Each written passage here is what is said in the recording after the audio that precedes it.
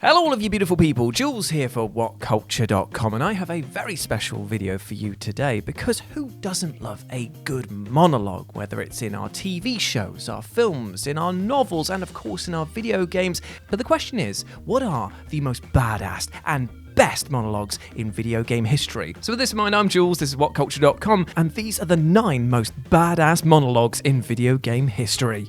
Number 9, God. The title suits me well, System Shock 2. So many years have passed, and yet so very few monologues have beaten this amazing auditory experience from the likes of Shodan from System Shock 2.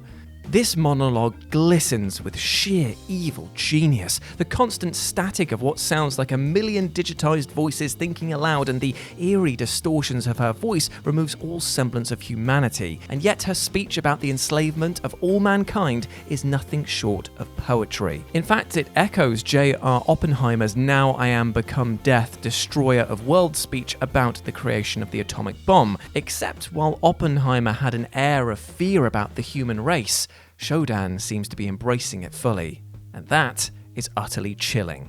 Number 8, Rise and Shine, Mr. Freeman, Half-Life 2. Now, this is the thing, for the longest time possible, we have had no clue whatsoever as to the actual plan of the G-Man, but god damn is it not interesting and very entertaining to listen to him just spin a yarn. We're just like, I have no idea what's going on, please keep talking. From that strange off-key voice to his monotone calmness as he asks you to wake up to smell the ashes of a ruined world that you were partly responsible for creating, it's utter bliss from start to finish. Contrary to the rousing speeches that you find in various military shooters or the majestic intros to most RPGs, this speech is minimal, unsettling, but in its own way, truly profound.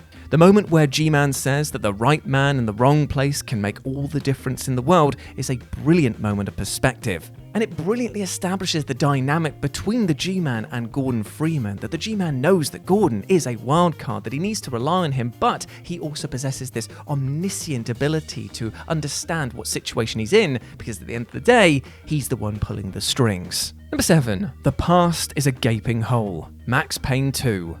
Now, picking out a badass monologue from a franchise that is pretty much built on them was a very hard task, but you have to admit that Max Payne 2, the monologues, the dialogue, just the interactions with every character here felt as if the team were on their creative writing peak. The first game was brilliant, but it was technically finding its feet, and maybe the third collapsed in on itself as Max slipped into being just a grumpy old uncle figure, but you know, the second it struck that sweet note, it was rich in hard-boiled metaphors and brooding noir dialogue that would make Raymond Chandler proud. And while the intro captures that brooding script perfectly, the entire game would be worth playing just for its awesome dialogue. And this dialogue truly is just succinctly brilliant. The past is a gaping hole. You try to run from it, but the more you run, the deeper, more terrible it grows behind you, its edges yawning at your heels. Your only chance is to turn around and face it, but it's like looking down into the grave of your love.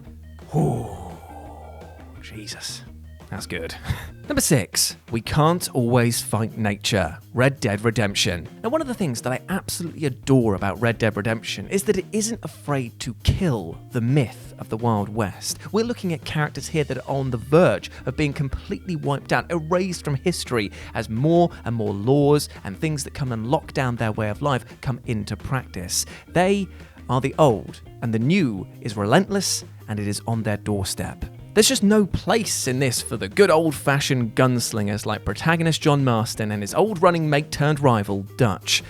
And Marston remains oblivious to, or maybe in denial of, this fact throughout the entire game, focusing solely on the safety of his kidnapped family. But what Dutch reveals to him in this final showdown profoundly sums up the fatal predicament that he's in. And what makes this speech so brilliant, aside from the outstanding delivery here, is the fact that there is no music, there's no fanfare. It is just two people confronting an uncomfortable truth, that their way of life is dead. Number 5, I Don't Want Your Damn Lemons, Portal 2. Now this is another franchise where choosing just one badass monologue from it was like a Herculean task, but still I think that everyone the world over would agree that the "when life gives you lemons, you give them lemons right bloody back" speech was definitely one of the highlights of the outstanding Portal 2. Mr. Johnson, voiced by the brilliant J.K. Simmons, is the founder of Aperture Science, and his indignant speech about never settling for any crap that life throws at you and always demanding more is the kind of motivational speech a tough, war veteran-like father would give their son over dinner, before then throwing his plate at the wall. And you know what? At its core, this is a brilliant message that we should all carry with us. I don't want your damn lemons. I'm not going to settle for this type of treatment anymore. It's a rallying cry from which to build ourselves up from. Because you know what? If you say it loud enough, if you truly believe it enough, you might start the catalyst to living a better and happier life. And that is a bloody good bit of writing. Number 4, we have no beginning, we have no end, we are infinite. Mass Effect. Now, what makes this monologue badass, even though it is incredibly short, is the sense of authority that Sovereign delivers it with. It is not settling for any of your human crap. The thing I said about the lemons before, he is literally doing that and just saying, no, humanity, no, all of life in existence, you will bow to my bloody whim. And yes, while you could argue that it's not technically a monologue because Shepard does try and interject from time to time, it just seems pathetic in the face of this omniscient super being. And menacing though Sovereign may be, you actually can't help but respect and admire it. It speaks with such knowledge that you kind of just want to agree with it and dedicate the rest of your life to help it carry out its inhuman vision, even if ultimately your impact will be negligible and even lead to your own destruction. Oh, I'm not indoctrinated. Why would you say that? Praise Sovereign. Number 3, did I ever tell you the definition of insanity? Far Cry 3. Upon witnessing Vaas from Far Cry 3, you have to admit one thing. God damn, is this guy charming. He's so utterly charismatic that you can't help but be pulled into his gravitational orbit. What is about this type of person that everyone just seems to be like, yeah, cool, you are definitely insane, but I'm kind of going to let you run with it for a bit. Now, his maniacal rant may have originated with somebody else, quite definitely Albert Einstein, but the whole monologue surrounding this is equally brilliant in the way that it mirrors his and the player's own actions in the game itself. Now, his definition of insanity may indeed be referring to his own madness in trying in vain to kill Jason over and over again, or it could be Jason's madness in constantly trying to kill Vaas. But here's the thing, even after delivering this speech about knowing the futility of trying again and again and hoping to get different results, he still tries to kill you, thus keeping the cycle going. And I know that we know how it all ends in Far Cry 3, but still at that moment you're just like, oh, this is beautiful, let me drink it in, yes mate. Number 2, brains. Stubbs the zombie. Now, I know what you're going to say. You're going to say to me, Jules, how the hell can you have a monologue where it's just this zombie mumbling brains over and over again? But honestly, it's brilliant.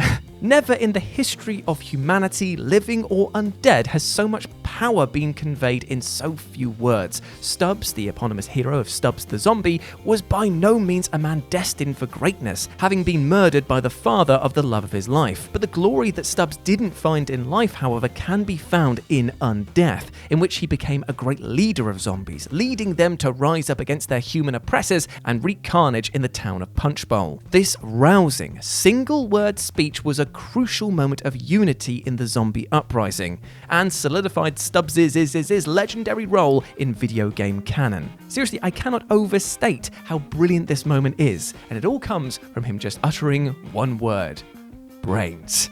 And number 1, a man chooses, a slave obeys. BIOSHOCK. I mean, seriously, could it have been anything else? This is one of the most powerful monologues in all of gaming history. It might even be the most badass monologue, and say it with me, kids, of all time. It is that good. That moment, that gut drop that you just experienced when you reach the would you kindly room, only to be hammered home by the point of Andrew Ryan controlling you and you being able to do absolutely nothing to stop him, is so earth-shatteringly brilliant that I watch it on repeat sometimes just to go, yes, that is how you write, that is how you create a scene, that is how you create tension, and that is how you create a character that you utterly loathe in the form of Andrew Ryan. And we were silly little gamers to think that our romp through the City of Rapture was driven by ourselves, or at least maybe by the protagonist Jack's own motivations. It was all a lie, and this is the moment where the illusion just gets shattered even further in the most spectacular way possible.